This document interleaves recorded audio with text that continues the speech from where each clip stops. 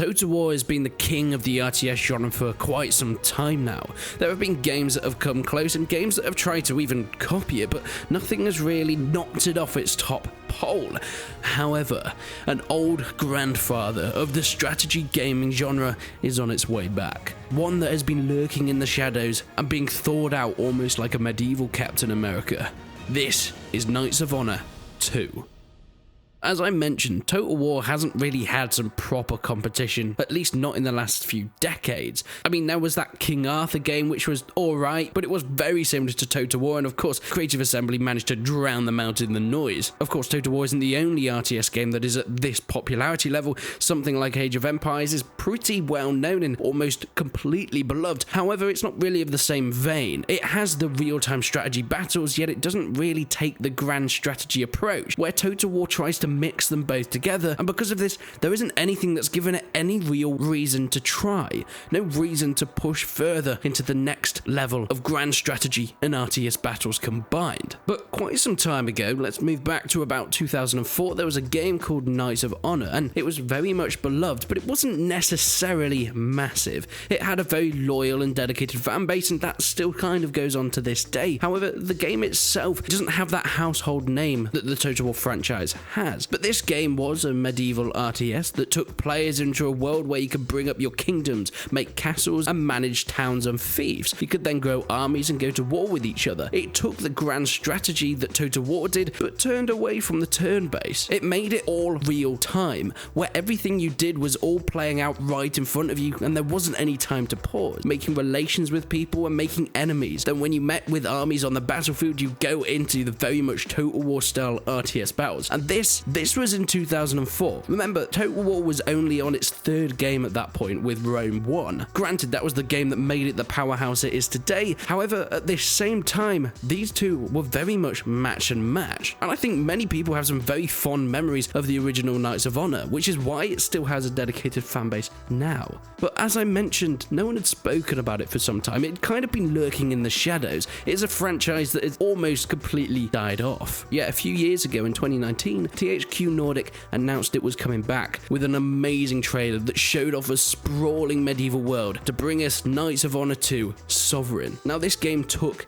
people back to simpler times, where all they had to worry about is conquering a medieval kingdom. They didn't even have to care about COVID. And that's why I think the reaction from the trailer was so positive. But what is Knights of Honor 2 Sovereign? What is it going to bring to this modern day of medieval strategies? And can it really punch up with a AAA franchise that something like Total War is today? Well, let's find out. Choose your kingdom and become the kings as you wrestle over control of Europe in this French take on medieval real-time strategy. Manage provinces, gather armies, initiate diplomacy, and dabble in espionage. This game is set in medieval Europe, and it's trying to create this living, breathing miniature, almost like an over-the-top board game that's constantly being portrayed in a very realistic and vibrant way. You're watching everything happen. There is no stopping to think. There is no looking back and thinking, okay, what can I do next turn? What can I plan out ahead to do at this point in time? It's all a continuous flow of gameplay, and that's what splits it apart. You can decide the route you want to take, whether it's riches, going for what can make you the most money, being victorious and having persuasion over with the silver spoon, or going on conquest,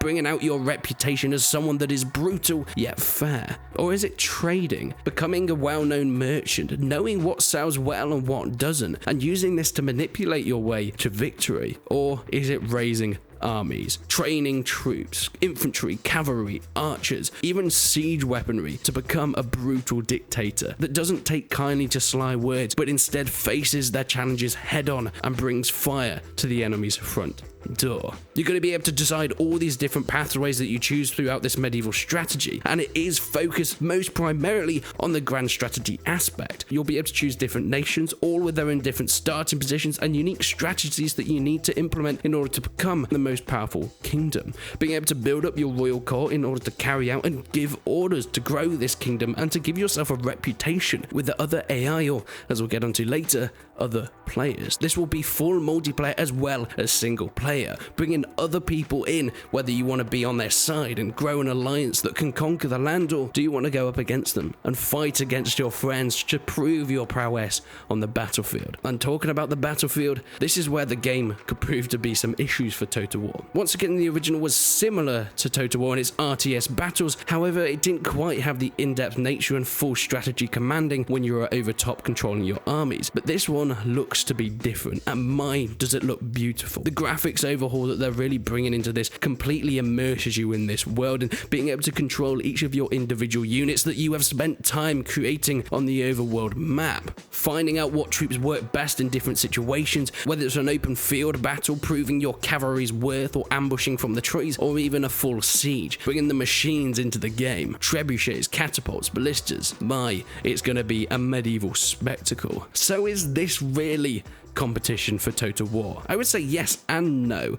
You see, Knights of Honor is very much a real-time grand strategy. Whilst Total War does tend to mix the grand strategy with the RTS battles where you're down in the dirt with the troops, I would say that Knights of Honor is still focusing more on the grand strategy more than anything else. It's not going to have the complete detail and strategic troop maneuvers that you get in Total War, yet this second one, as I mentioned, has seemed to improve upon it to no end over the first implementation of the franchise, and this could prove to be an issue for creative assembly, or more likely, an encouragement. Whilst it is similar in these aspects, there are mechanics that show that this is kind of going a different direction. As I mentioned, there aren't turns. You don't sit there waiting for your turn to end, it's all happening in real time, even on the overworld map, when you're building or creating troops, where you're growing your walls and your defenses, or moving armies from one place to another. That's all happening all at the same time. There's no waiting for something else to happen and then something else to trigger another event. If you want to move your army into position for battle, you can do that, but if you're distracted while you're building some parts of your city over in the other area of the map, make sure they don't get ambushed on their way, because they will be moving in real game time.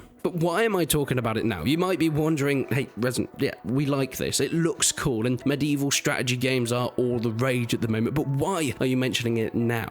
The original was so long ago. It came out in 2004. Whilst this second game was announced all the way back in 2019, I didn't cover it then. And maybe I should have. However, I think this is the perfect time, because the game has been announced to be coming out this year. The Steam page is up, and it says that 2021 could be the year for Knights of Honor 2 Sovereign. And I cannot wait for a new IP. I love Total War, and whilst they seem to have missed a few with the last couple of additions to the franchise, I still think it's one of my favourite strategy, if not gaming franchise, full stop. But competition is always great, and that's what this is. This could be Total War's biggest competition. It has the backing of THQ Nordic, one of the biggest publishers in the gaming industry right now. You might remember that they actually bought Warhorse Studios and Kingdom Come Deliverance way back in 2019 as well, so these guys are really looking towards the medieval genre as the future for gaming, and I couldn't agree more. We're seeing so many exciting medieval games coming out, and bringing Knights of Honor back for a sequel, could this mean a future of more games like this? Could this be a new franchise starting up in not only the medieval genre but also the grand strategy RTS genre, and giving Total War some real competition for once? But what do you guys think? Do you think this is too different to cause any real stress for creative assembly, or do you think this is similar enough that they're going to want to put the accelerator on? They're really going to see that this year we might be getting some real competition, some medieval RTS grand strategy that, unfortunately, while people have been wanting from Total War, it doesn't look like we will get a Medieval 3. Could this be the alternative?